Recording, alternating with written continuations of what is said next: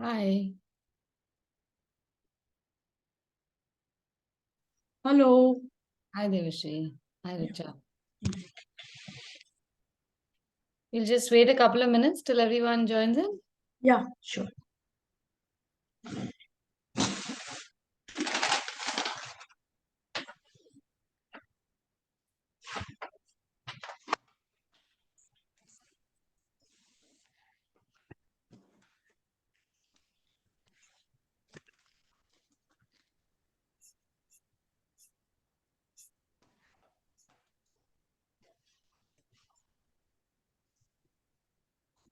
Ma'am, would we be needing our colors today? No, only No, pencils. no, only pencils. Yes. Thank you.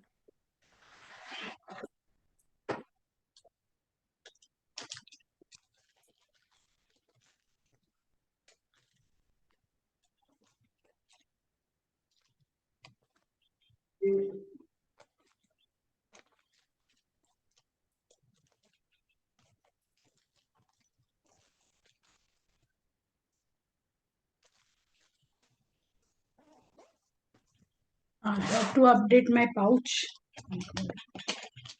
I hope I have pencils. You don't have pencil? Yeah. No, I have pencil, but this 6B, 4B. No. Just use a simple pencil. Just Yeah. No, regular. I have 2B and all.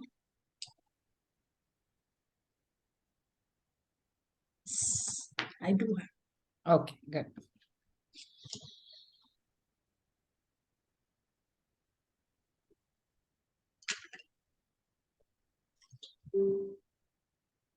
I haven't touched my things for such a long time. It's a shame, but in between I just couldn't do anything. Yeah, it often happens. You just don't find time.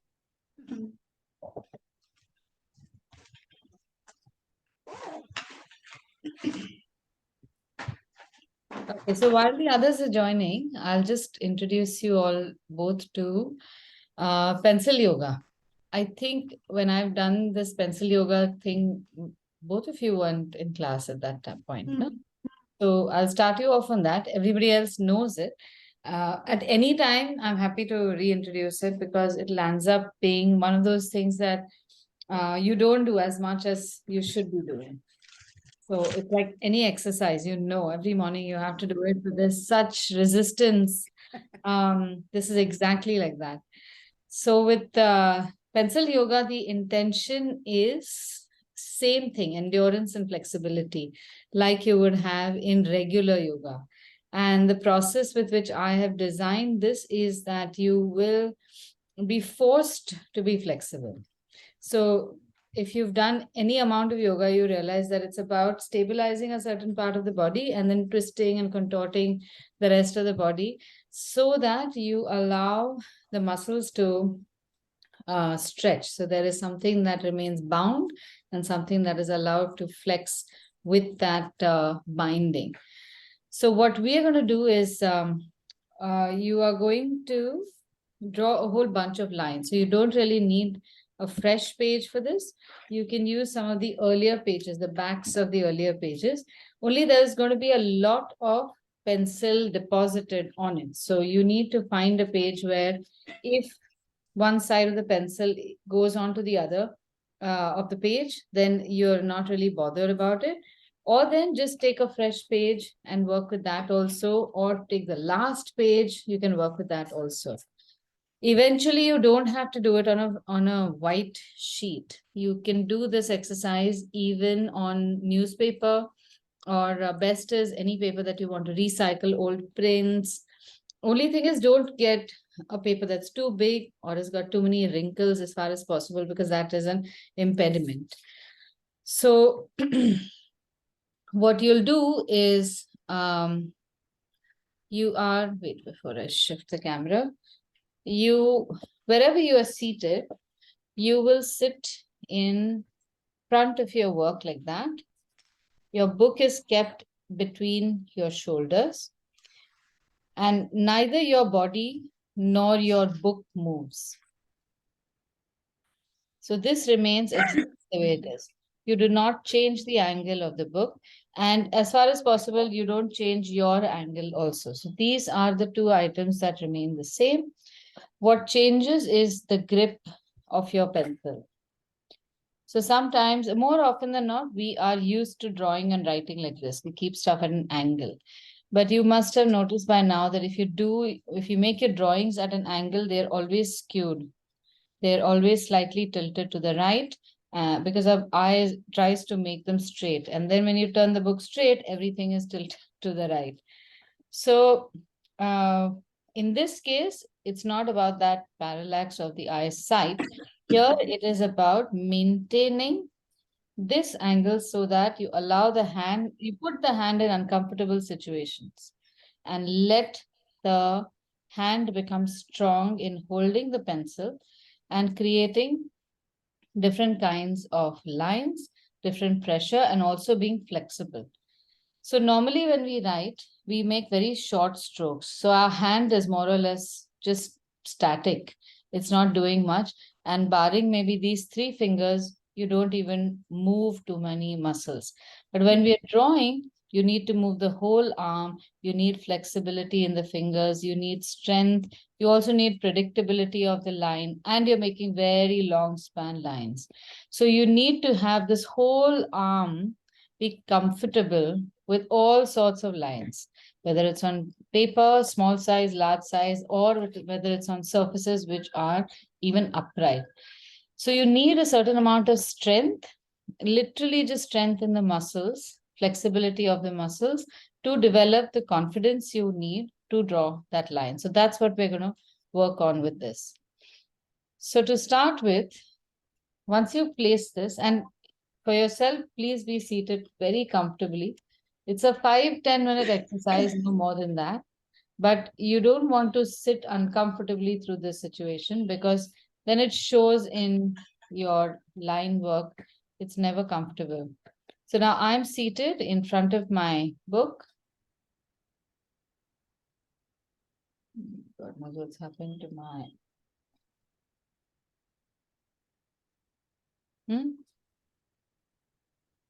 Yeah. With this, almost imagine this is now stuck and you are stuck.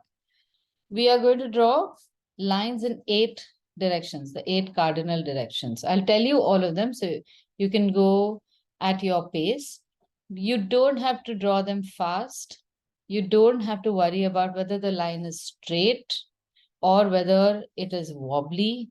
Any line is fine. I'm not concerned about the line. In fact, don't even bother with looking at the line.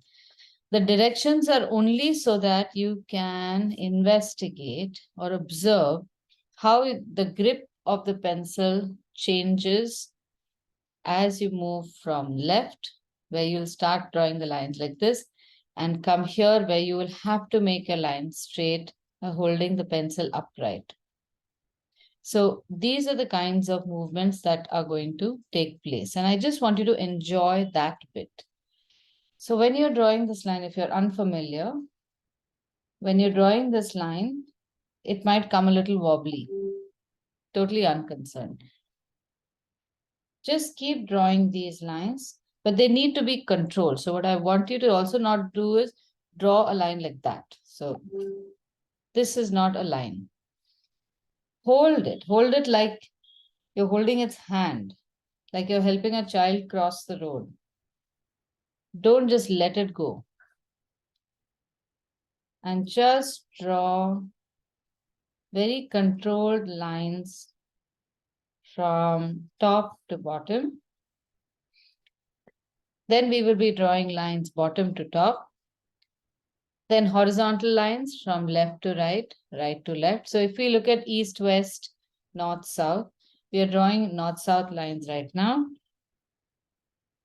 Then we will draw south to north.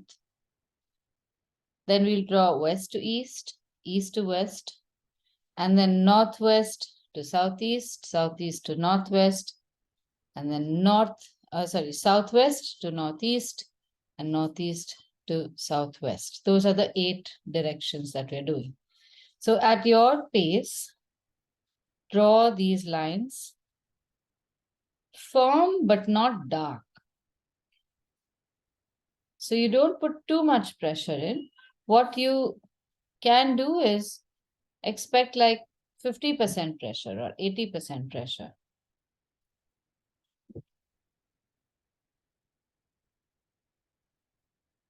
Once the north to south lines are done, we will draw south to north lines. And this time round now, my movement is going to be like that, and my pencil is going to be held very awkwardly. And the line is going to be even wonkier than before. And I'm making these lines in between the earlier lines. And in some places I get a nice even spread. In some places I don't. You don't even have to be bothered. So even if it goes across, don't worry about that. Attempt to make it go straight as far as possible, because one must always have some kind of goal. And then as you come to the right, everything changes even more.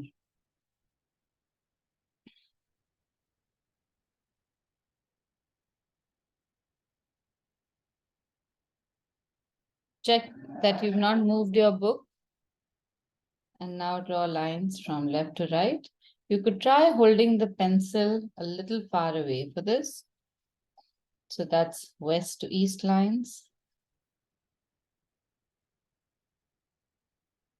Right now I'm holding the pencil perpendicular to the line direction, but I might also consider holding it parallel to the line direction.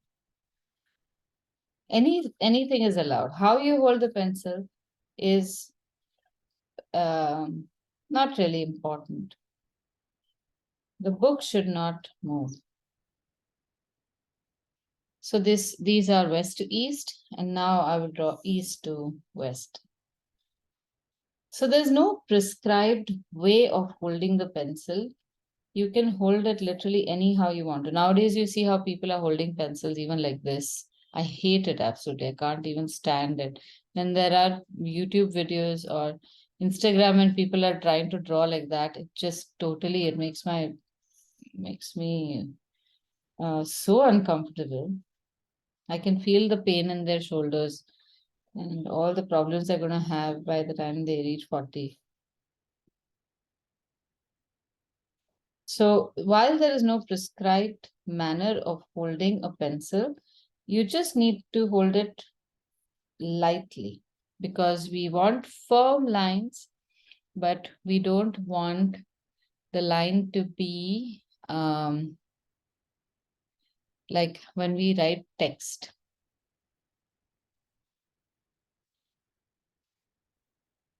Next, we will draw the lines at diagonal going in one direction.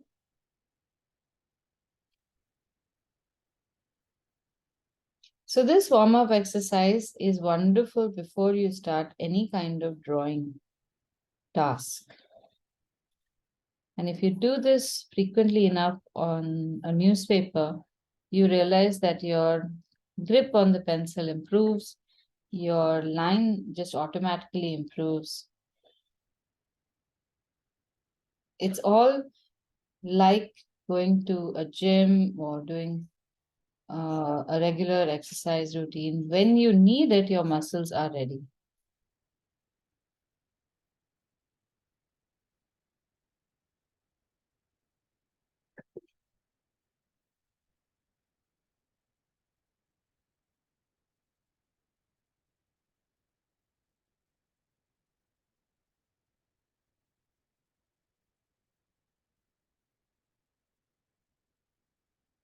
Now my whole arm is moving with this.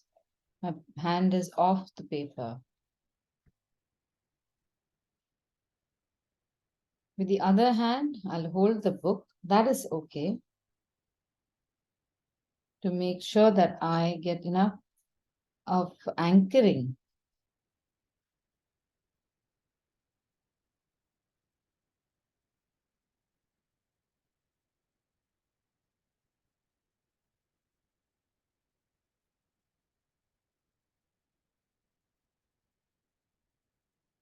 So all 8 directions are done.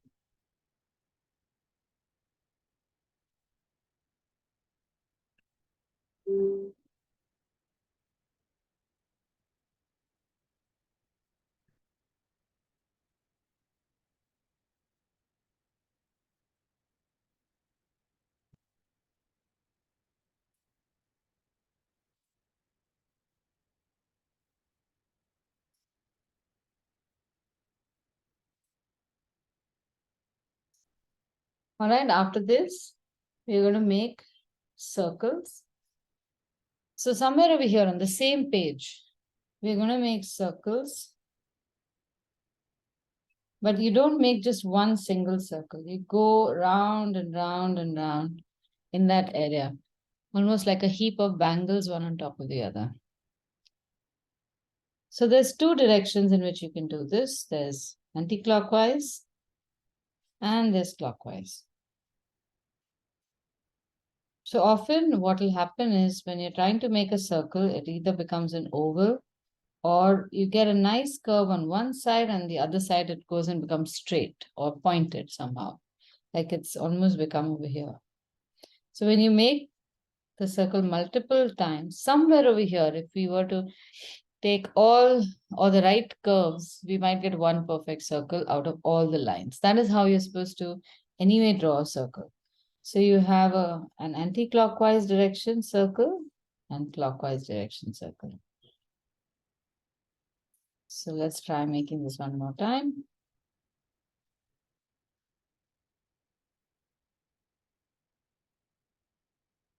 And then you have clockwise direction set of circles.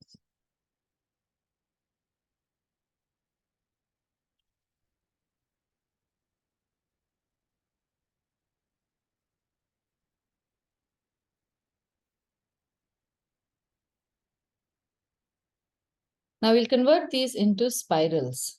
So spirals that start off with a circle and then slowly start bringing that circle inward. Make it really tiny. This is anti-clockwise.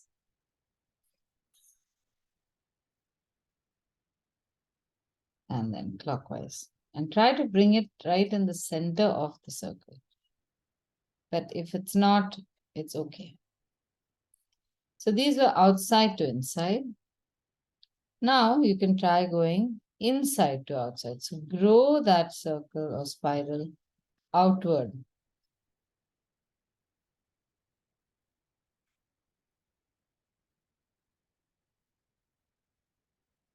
And then anti-clockwise, inside to outside.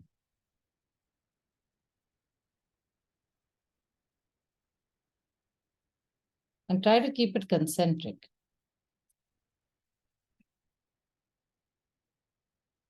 So at any point when you're doing this exercise, barring these lines, you can keep making pages and pages of these circles and spirals. Now here's an exercise where you will create a horizontal spiral and take it downward, gradually reducing the width of that spiral. So it'll look like a little tornado. And then make one that is growing. So from a small size, it goes to a big size.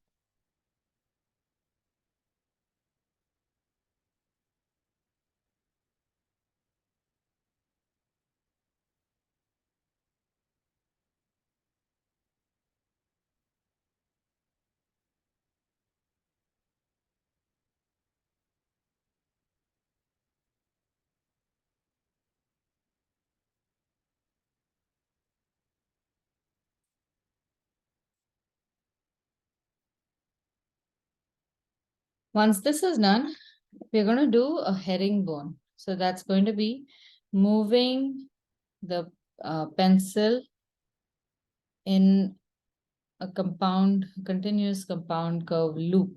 So start with two dots and imagine a line that is going in an infinite loop between these two dots. And then you slowly start moving that line a little lower every time it turns aside.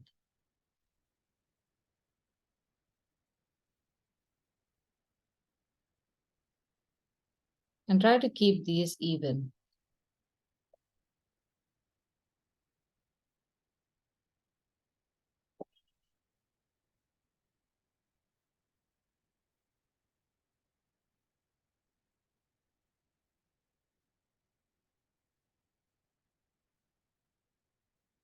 And during this entire exercise, hopefully you've not moved the book.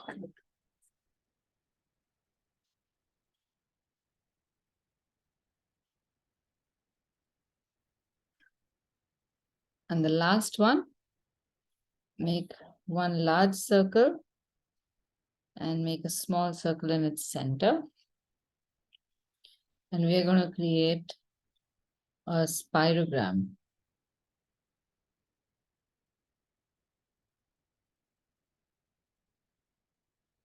Just move your arm, keep your fingers and your wrist steady.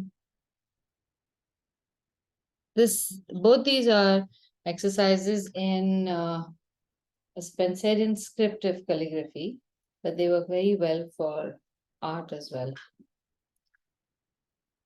There are tons of exercises like that where you just use a line and allow the hand to move in different directions to build flexibility.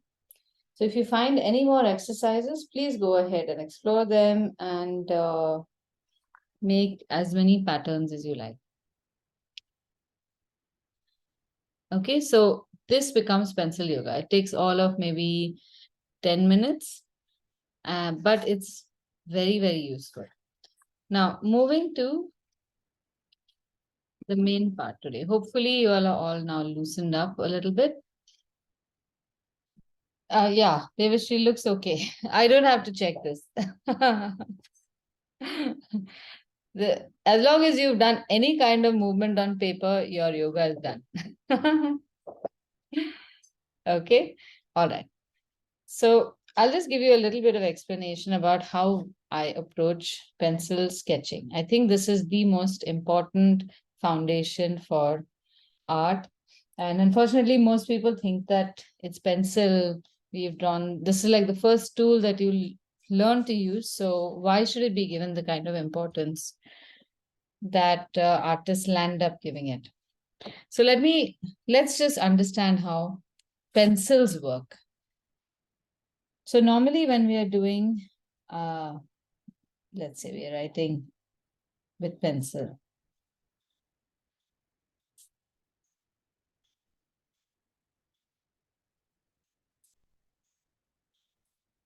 Whenever we are writing, the quality of line and the purpose of that line are completely different. So we need to pay attention to quality and purpose.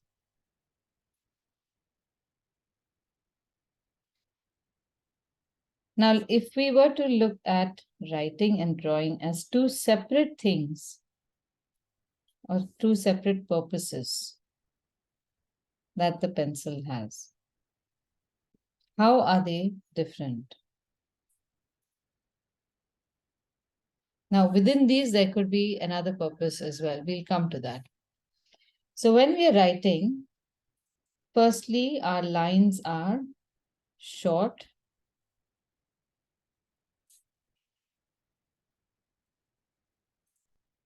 They are firm.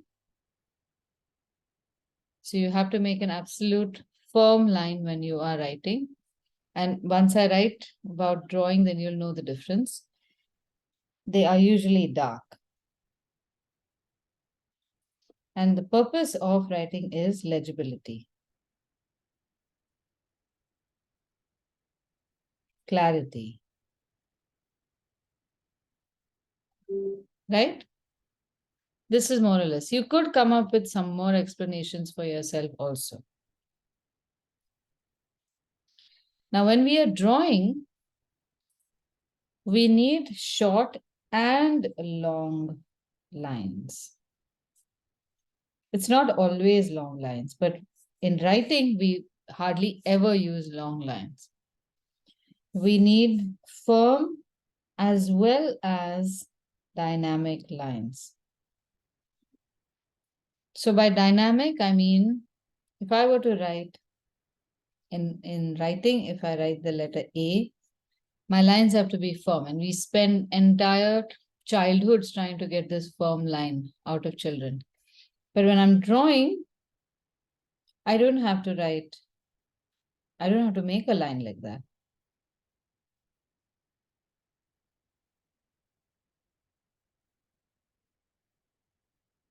It's light and dark. The pressure changes depending upon what I'm trying to draw. Now, if I were to write this letter in these kinds of lines, I will get an effect that looks like that,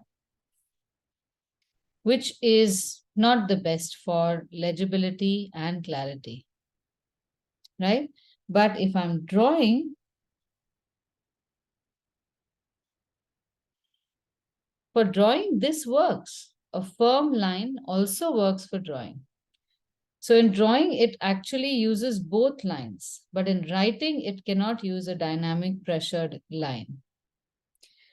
Likewise, in writing, you have dark lines. In drawing, you have dark and light lines.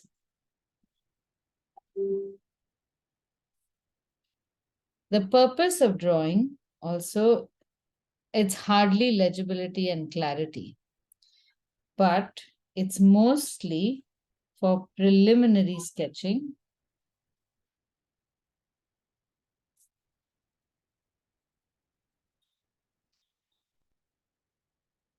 and also often they are meant to be obscured. So they're guidelines.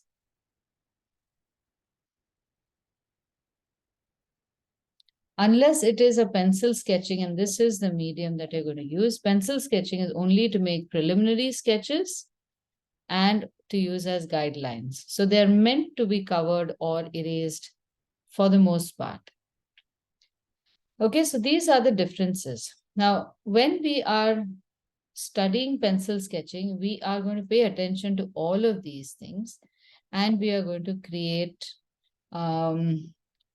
well, I'm not going to say, okay, now make a drawing with short lines, now with long lines. We're not going to do that kind of workshop. But when you're making the lines, if you're cognizant of all of this, you will see how your work changes. Now, the other thing that I also notice is that in writing, you grip the tool firmly.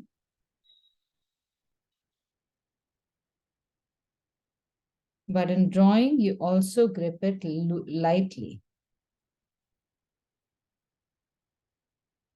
So where you hold the pencil in writing, if you try writing holding the pencil over here, you're going to have a tough time. You have to hold it firmly and pretty static. But over here, you can make some lines very firm and you can hold the pencil really far away and also do things like this, which do not require you to hold the tool very firmly. Okay, right. Then, so far everybody is clear with this? Anything to add? Okay, if you feel there is more stuff to add, please freely write this, because if you have your own independent understanding of pencil as a tool, it will be marvelous. All right. Now moving on to the other quality or the use of pencil is in shading.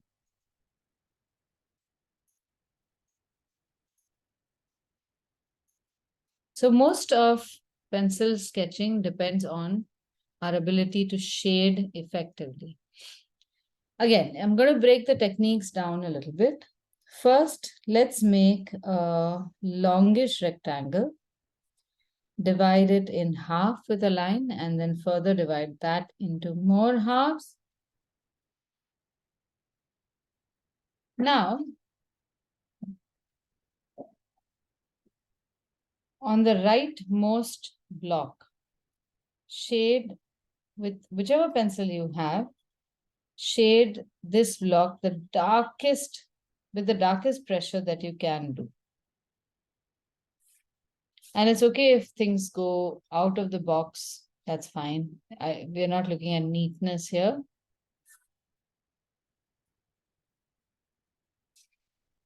And don't correct it also.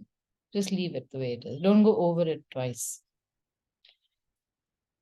Now the first box hold the pencil far away or very lightly and barely just touch over here and guide the pencil across. So I'm in fact just holding my pencil without even the pointer. It's resting on my middle finger and I'm just moving my wrist so that I guide the shading across. If you can't do this, you can hold the pencil firmly and move this. So essentially what I've done is taken the slightly flattened part of my pencil and just rubbed it against the paper and ground a little bit of graphite onto it. So now you have the lightest and you have the darkest. And you have now have a knowledge about how much pressure is needed for either. So the next two, we are going to shade with a slightly medium pressure and just as if we were in an art lab, try and see what result you get. So you get medium 1. And then if you were to add a little more pressure, but obviously not full pressure, you will get medium 2.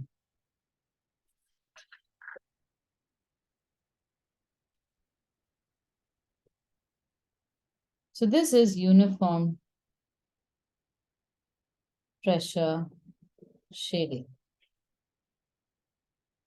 In each block, you have changed the pressure and you've tried to maintain that pressure through the entire block uniformly. That's why it's uniform pressure.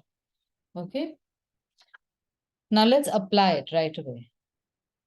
Last time we had made these boxes with 2 dots, then a dot at the top and bottom of an imagined center line.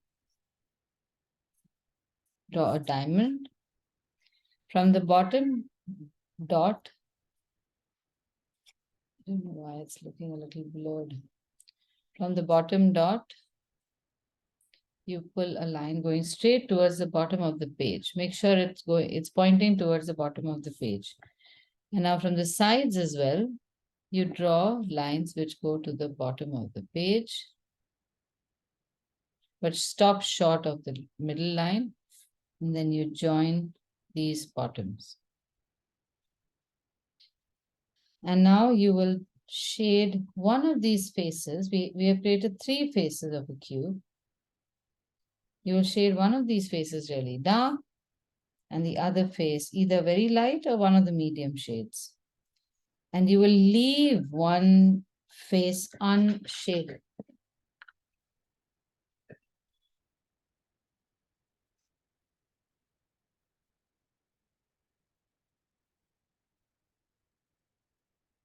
Let's try it again.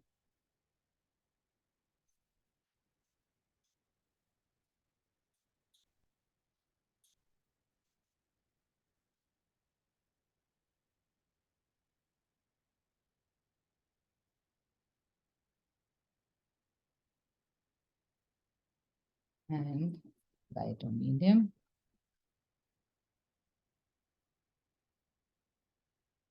So we have created successfully a high contrast image. Contrast is the quality of light and dark shadows within a picture. Sometimes even in color, you will have a high or low contrast. And in black and white, it's even more apparent, the high and low contrast. You can have the lightest shade closest to white and the darkest shade closest to black. The more shades you have in between and the more grays you have in between, the contrast is pretty high. You could have a lot of grays, but not a sharp distinction between the lightest and darkest or something like that. This would be low contrast. And low contrast images almost always look a little dull. Now, dullness is something that you should be just aware of. So if you want to make a dull picture, like you want to make a picture that looks foggy a little bit, you should not have high contrast. But if you want a picture to look bright or direct sunlight, then you should make sure that there is high contrast, that there is almost white highlight and almost dark shadow. So nothing is bad. The all grays and low contrast is not bad. You should just know it enough to figure out what you need to put in when and how it's important. So if we were to say draw a fruit and we want to make a high contrast image. So imagine this is a berry. Very lightly, I'm going to make a highlight over here. And now I'm going to shade this. So this I'm shading very lightly first. I just want you to observe this because I'm going to show you this shading technique afterwards. Then I am changing the direction of my shading and putting a second layer towards the bottom, changing direction again and putting a smaller third layer. This is how my cherry or my fruit will look like. It is high contrast and therefore then it will look fresh and ready to be eaten. Okay, even if it's such a tiny highlight, it works. And then if I want to make it an even darker shadow, I can do this, or better still, put a cast shadow underneath. So immediately it starts looking fresher. The skin starts looking really taut. So the shading that I've used over here, I want to show you next.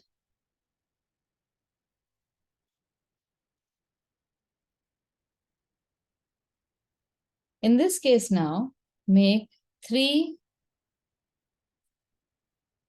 long panels.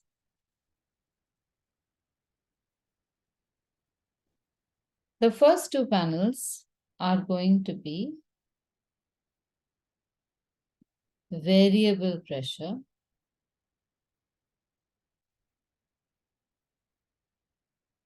And this one is going to be uniform pressure. Okay, I'm going to explain what this means. Variable pressure means when you move from one end of this block to the other, you keep changing the pressure as you go along. So we are going to start really dark.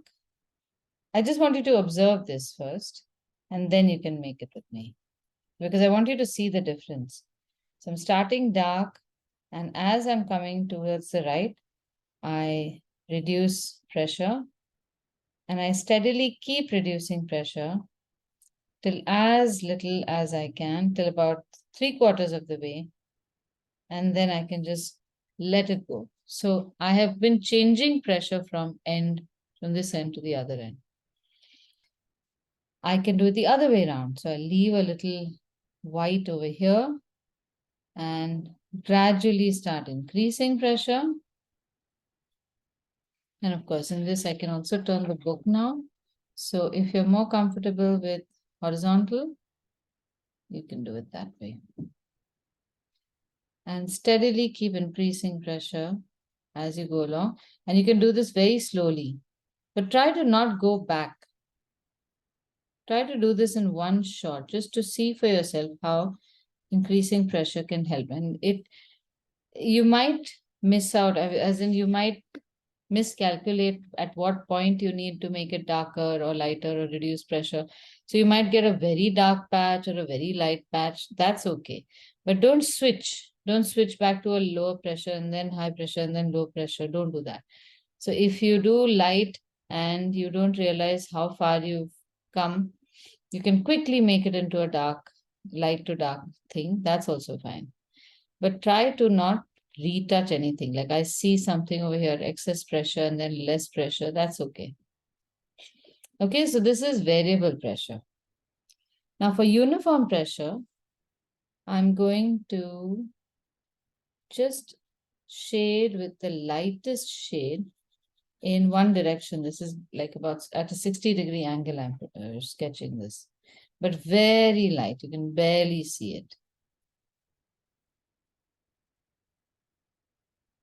And go all the way to about 3/4 or even more and end it very gently. This is a very important part. Then I'm going to change the angle. This time it was 60 degrees first. Second time round, it's upright. But the pressure remains the same. I do not change the pressure.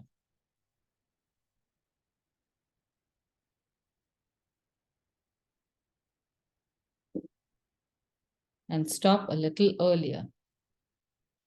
Change the pressure again. No, sorry, change the direction again. Maintain the same pressure. Stop short.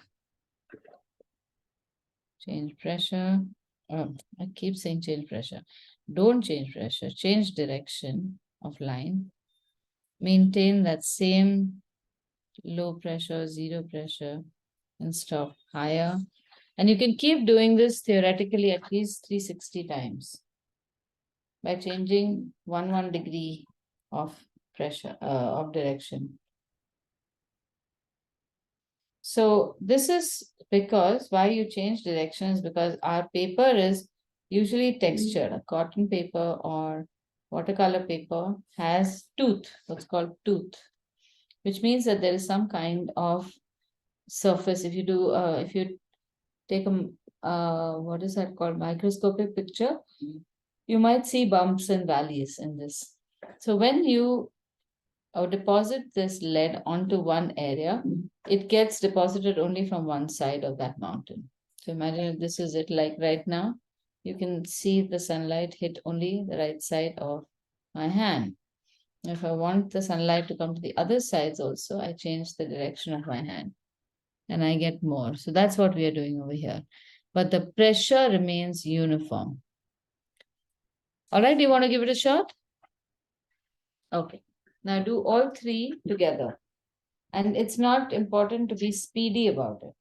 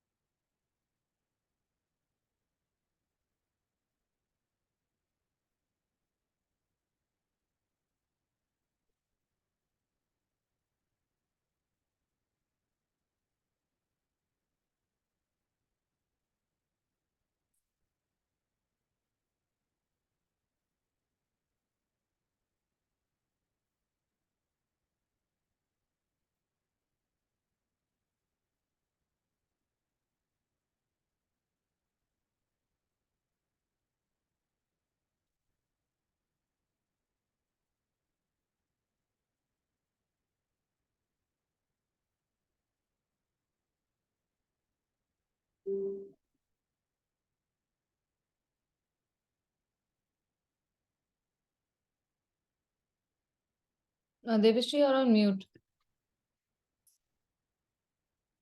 No, I'm talking to someone at home. Oh, okay, okay, sorry.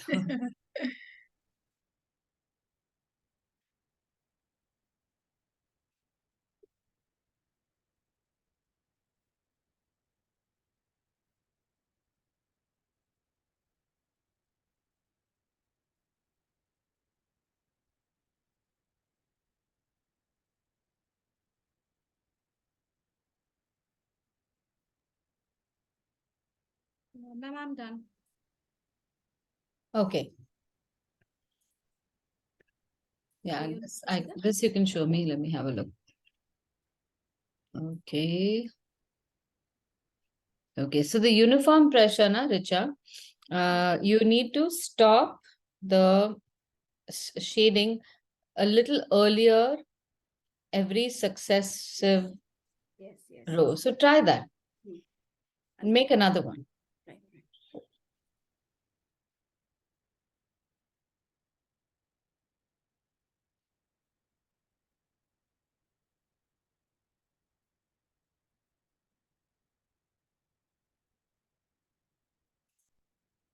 Aditi, can you say this?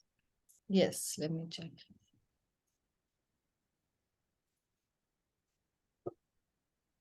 Okay. Yeah, in principle, looking okay. Yes.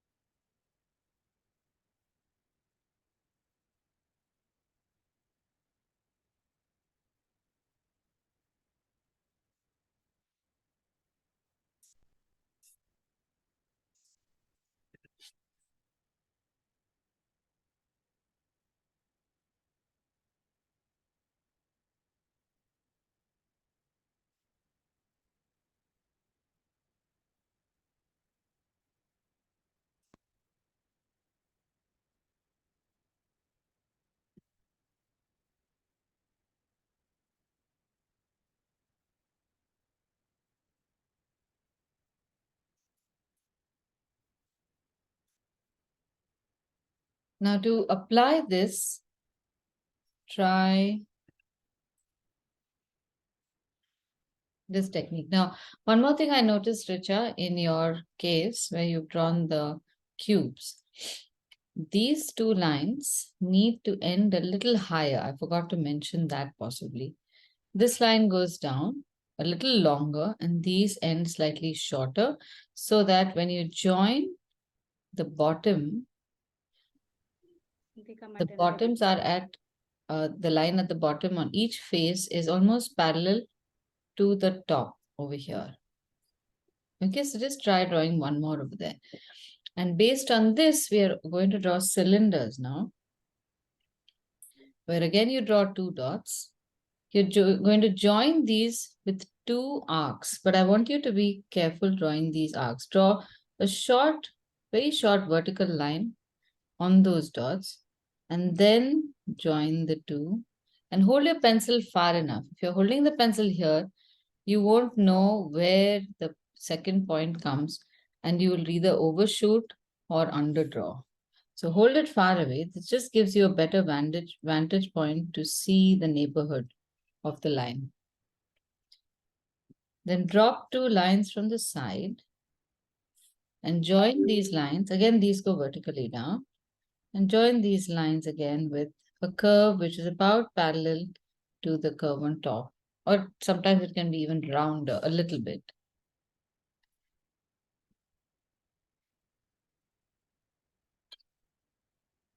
Make another one like that.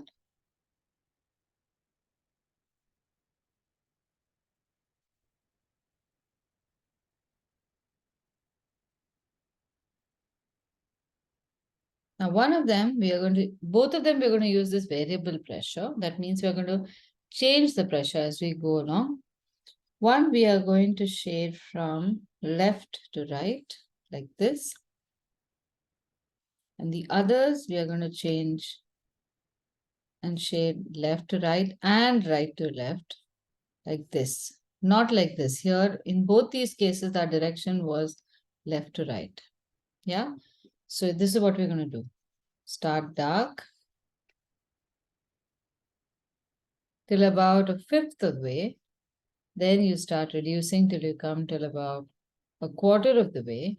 Reduce further. And this is, I'm constantly reducing. So you will not see a break. You will not see 5 patches. And as you come towards the end, leave a little unsketched. So you don't see one patch of dark, one patch of medium, another patch of medium, another patch of light. You don't see it like that. It has to be continuously reducing. Devashri, hold the book. I said hold the book, hold the book. Don't hold your head. I saw you holding your head when you were drawing. So hold the book.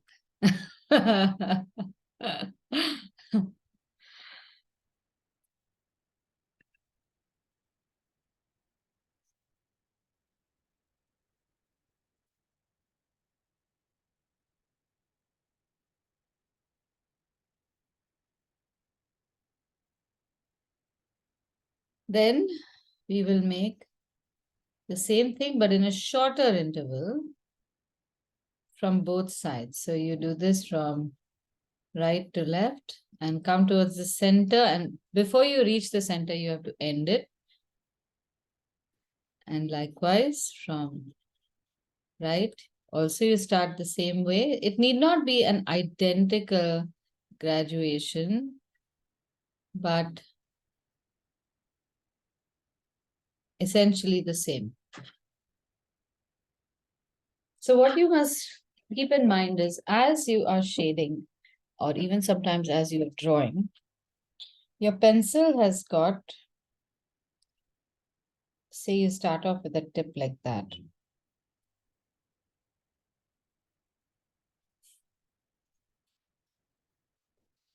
As you work on paper, it starts eroding. So you will have a roundish edge, which is much fatter than the tip that you started with, however pointy your tip might have been. And if you don't change the angle of the pencil constantly, this tip will give you a very fat line. First, it will start off with a thin line. As it erodes, it will start giving you a fat line. And that fat line is what will give you very uniform shading. But if you keep rolling the pencil, so if I were to roll the pencil the other way around,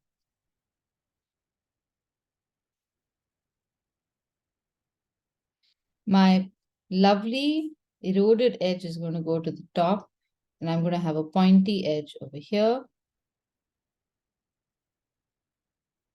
And then I will get a line, a thin line. So where we want a thick line, and this is, imagine a microscopic level. Well, not even microscopic, just very close you'll see. So here, what our intention is that you get a thick line like that. And every time you go back and forth, these lines just overlap ever so slightly. And then you get a nice plain shading. If that doesn't happen and you keep rolling your pencil, what you'll get is lines. So in some places, you'll get a fat line whenever the pencil rolls to this side.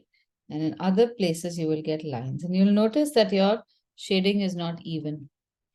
So there are two things to it. What is the angle of your pencil?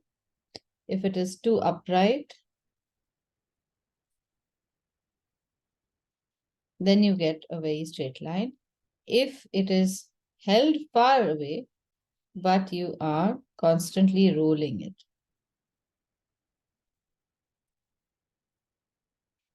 So you need to check how you are working with your pencil. And this will change over time very organically. But if you're not getting even shading, don't blame yourself. It is right now just early days. Okay? This is just for you to understand how a pencil works. Now I'm going to share a few images that I want you to observe and recreate, but I'm going to show you how.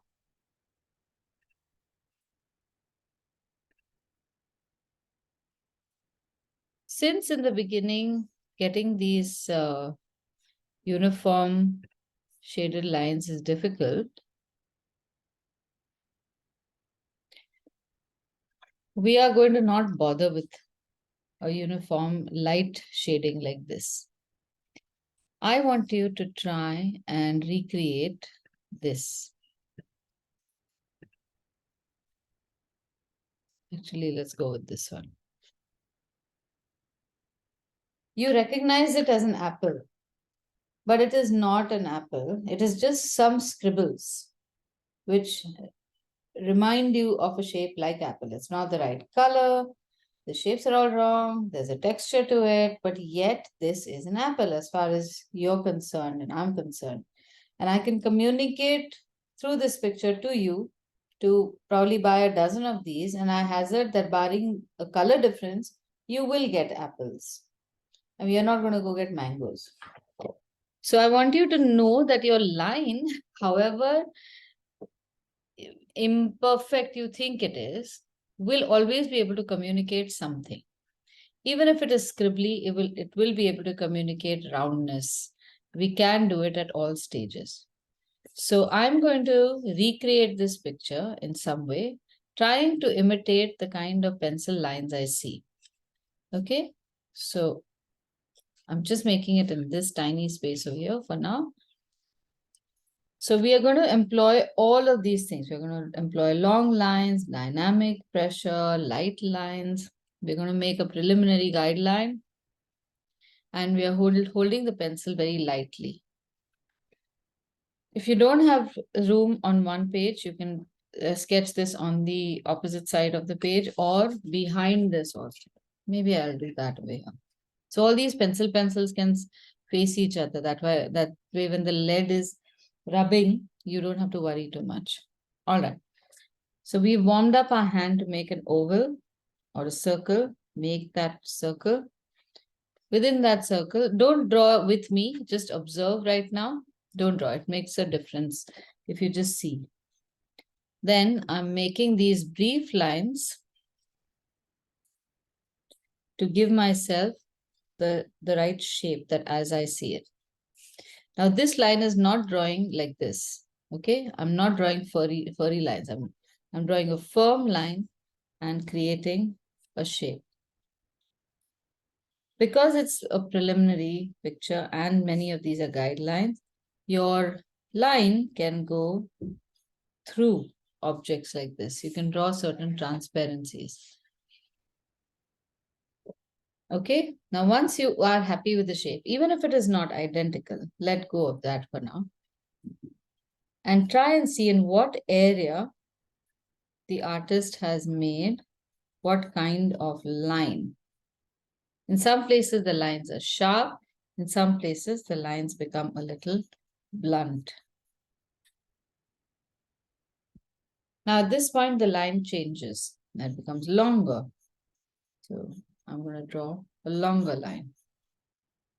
And different kinds of lines will require you to change the angle of the paper, angle of the pencil. Also, your grip. You might want to hold the pencil a little closer for some lines because those lines are difficult to draw without that grip.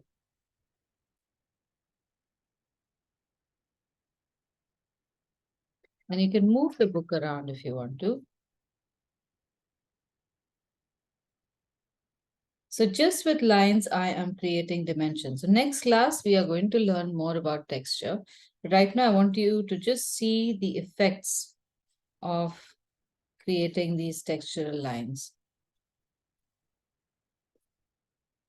In some places, I'm changing the pressure and making it darker also. In some places, I'm just overlapping by changing direction.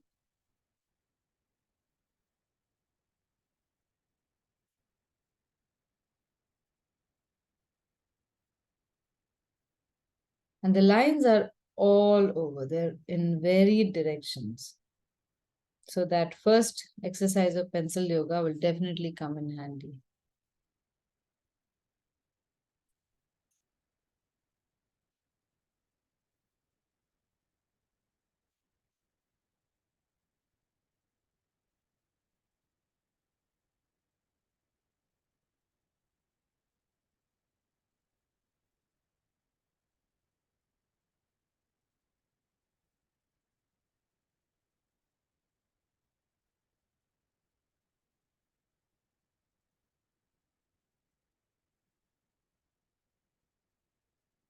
Change direction to make it slightly darker.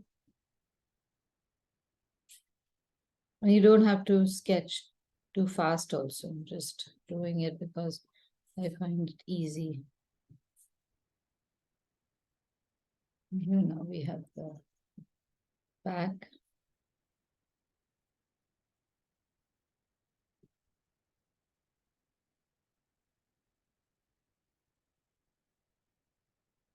I could do this all day.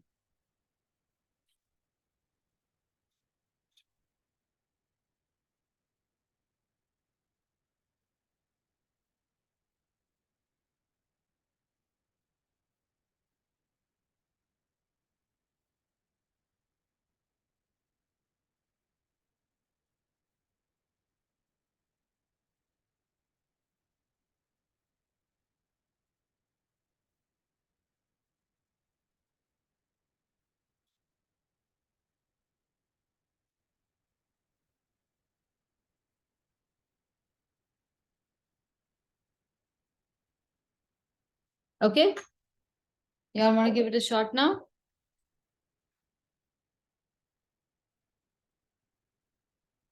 Okay, look at the reference image that I've sent you. You don't need to look at my image and try to make it from there. Keep your hands loose. Don't rush. We have at least a whole half hour in class.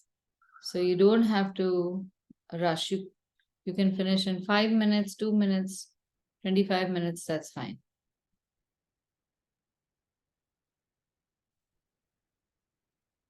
Those who finish this one can attempt the next one, the one with the 3 apples. And then if you finish that quickly, then you can attempt the next one, which is the 2 apples and 1/2 apple with the knife.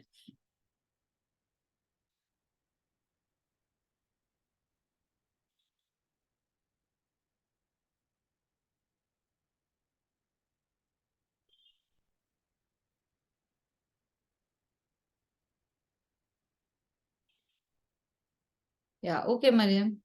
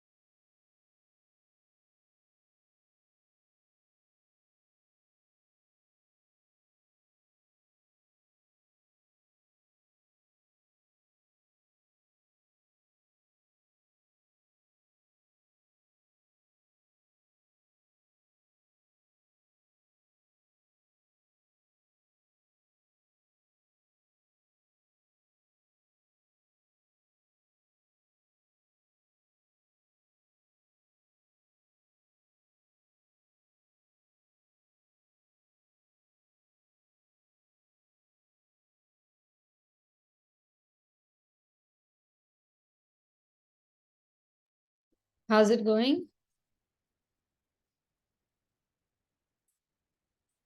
Yeah, it's going well. Well, Hopefully. I've okay. this one now. Okay, let me check. Arey wow, very nice, Richa. Looking good. Thank you, ma'am. Let me. What pencil are you using? Can I see it? Apsara 2B. Okay. So I think you can put a little more pressure in certain areas to make it a little darker. Okay. Fine. You get better contrast. Right. Right. Towards the edge. The other edge. No, look at the reference image. In the reference image, you will see wherever there are dark shades, steadily increase the lines by making more of them in different directions. So if you've made something like this, make the next one in this direction, like tuck, tuck, tuck, tuck, tuck. Right. Otherwise, like this, tuck, tuck, tuck, tuck. But only in this section, for example. Right. All right.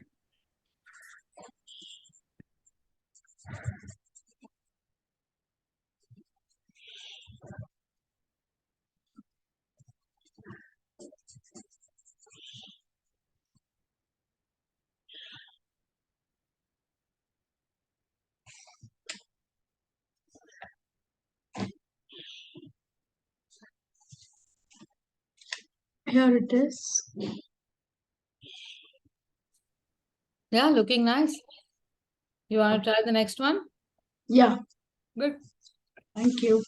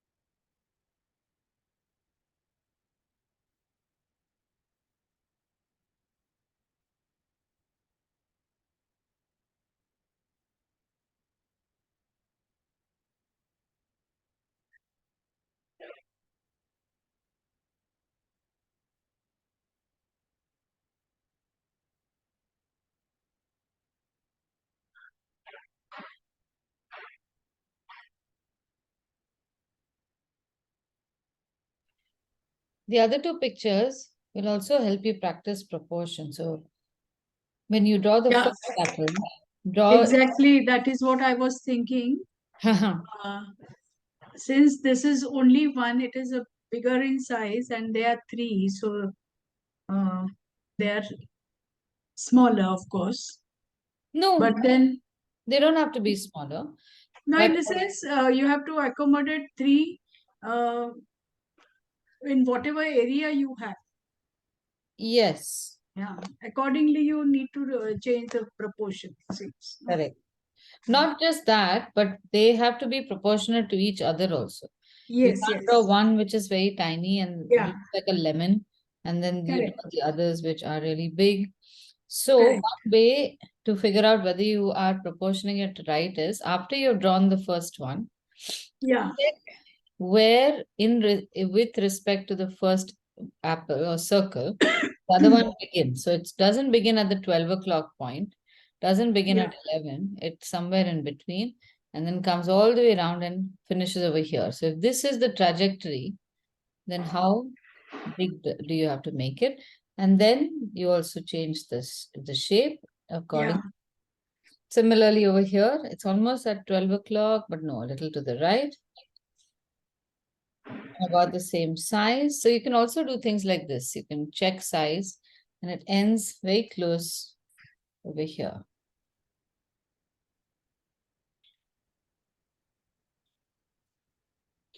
And leave all the sketchy lines that you've made, don't bother erasing. This exercise is not for erasers at all. I was just going to ask you in one of the sessions, Huh? from photo, you told us how to make grids and take it proportionately. Right. But when you go outdoor, plein air, how do you take the proportions? That's in one of the sessions. Please explain that also. I'll do that. Yeah. Just ask me the question again when Yeah. we are doing, actually, next class, maybe you Yeah, can. yeah. Yeah, I'll remind you whenever Yeah. you can, just let me know. Yes, yes, I will. Ma'am, I also have a question. Yeah. I noticed when you started drawing, you instinctively drew the biggest one first, one at the front, and then you drew other in proportion. I instinctively drew the first one, the one at the top first. Top, yeah. How do you decide which one do you draw first and what follows? Yeah. So you'd always draw the one in the foreground first. Foreground is in the front. This is the area distribution in any picture. You have foreground, middle ground, and background. Anything that is in the foreground always overlaps what is in the background, and that overlaps what's in the middle ground. Middle ground will overlap what's in the background, and that goes for everything else. So if I would draw a basket over here, the middle ground will overlap that part in the background, and then this part will overlap the next things, so on and so forth. So you always start from the foreground to the background. The reason why you're starting from what you say is the first is because you are thinking of it in terms of linear writing. Right, right. Writing is always from top to bottom. So we tend to start as beginners, art, we tend to start from top to bottom, left to right also. But when you change all the rules, there's no reason to do that. You start from the object that's in the front of other objects, and then from there you get your cue for the next objects. Right. Okay? I'm just going to write it down so I remember. Okay.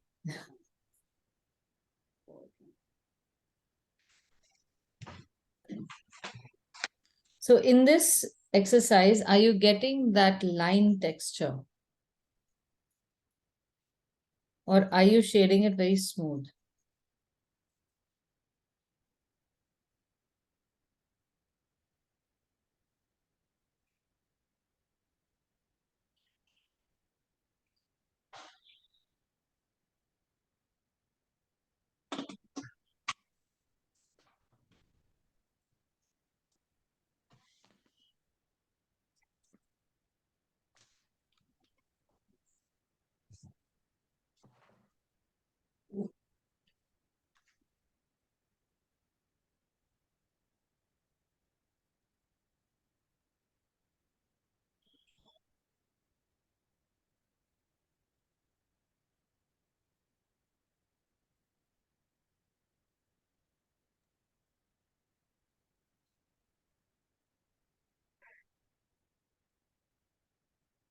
This one does not seem to have a lot of strokes, ma'am. Is that correct?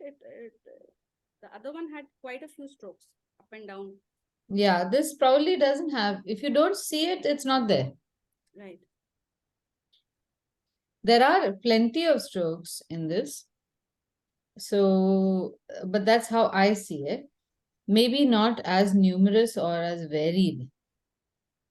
So you should decide that. But I hope you're seeing the picture a little more magnified, huh? Yeah.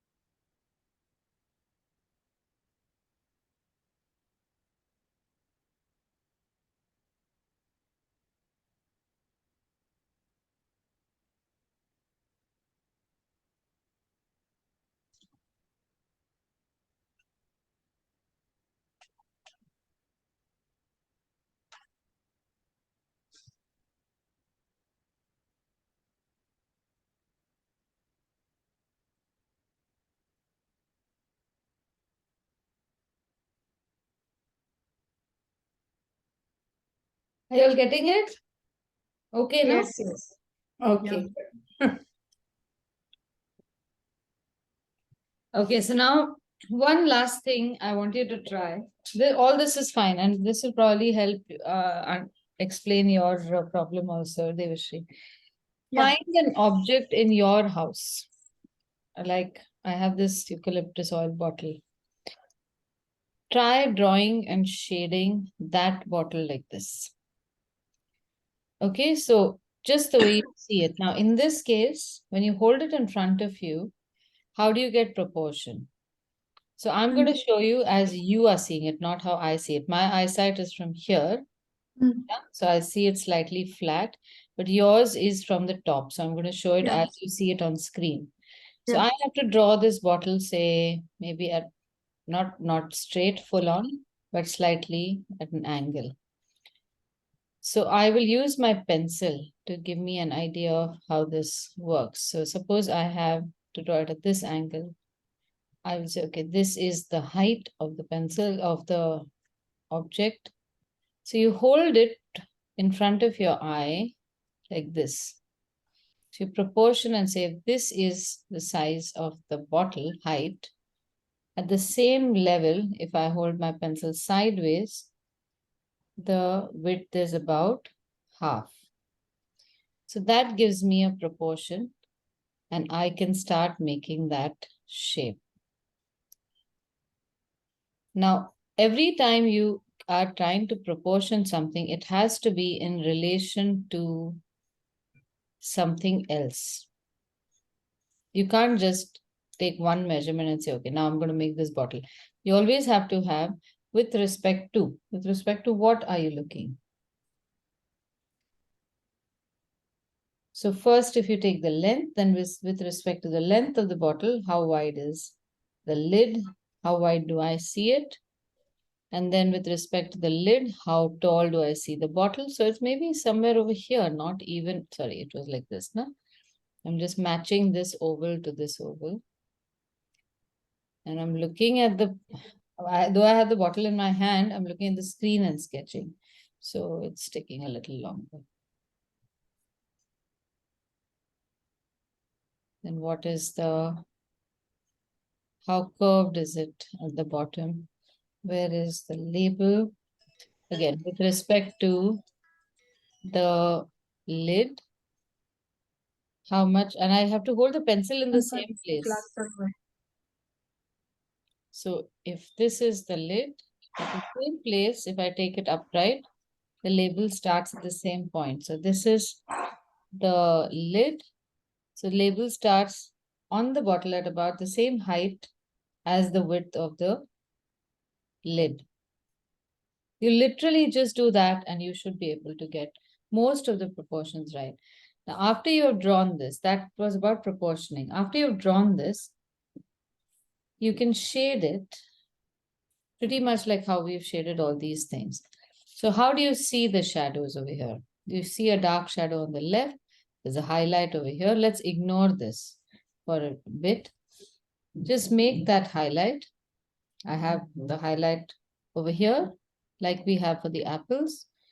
And now I'm going to just create a basic shade around this. And there is some dark over here. So I'm going to make a line.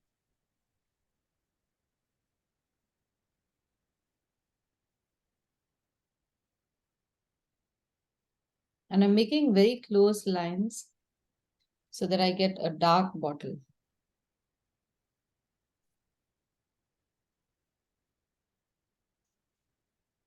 I leave my highlight untouched. And I could also do a little shadow thing happening on the label because there is a shadow, though there is text.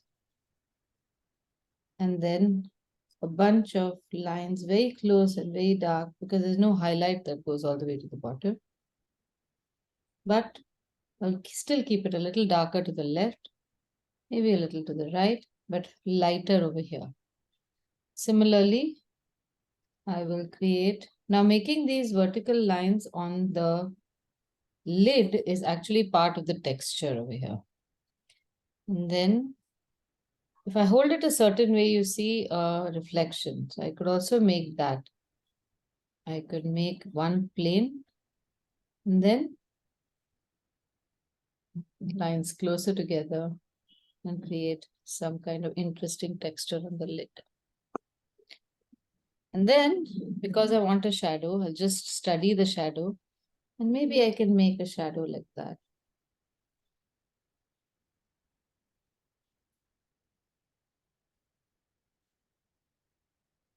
Its shadows are generally darker, closer to the object.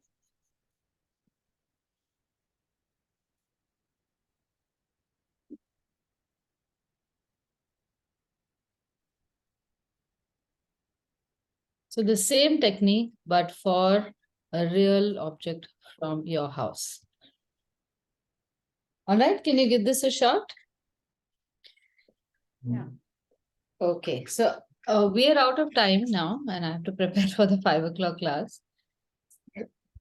So You can share it on the group once we're done. yeah, I'm going to share these pictures and you should get the video in about half an hour also. So if you want to see it again. Right. I was saying, can we draw and share it on the group? That Of course. Yeah. You must. Right. You have to make everyone else feel very bad for not doing enough Not work. missing the class. Always. Thank you. That's the best encouragement, competition. Thank you. Okay. All right. So next week we will continue with pencil sketching again, and I'll show you some other technical aspects of shading and creating what's called a chiaroscuro kind of light and shade effect. Okay. All right. Bye then.